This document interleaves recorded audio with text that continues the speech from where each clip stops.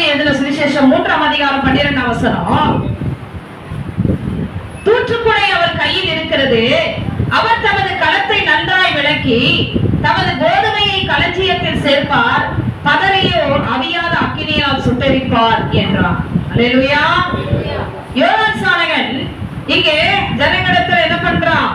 மனம் திரும்புங்கள் என்று சொல்லி அங்கே பிரசங்கம் பண்ணி யோர்தான் நதியிலே ஞானஸ்நானம் கொடுத்துட்டு வரும் பொழுது அவளிடத்திலே பேசுறார். 10ஆம் வசனத்துல பாத்தீங்கன்னா, இப்பொழுதே கோடாரியானது மரங்களின் வேறு அருகே வைத்திருக்கிறது.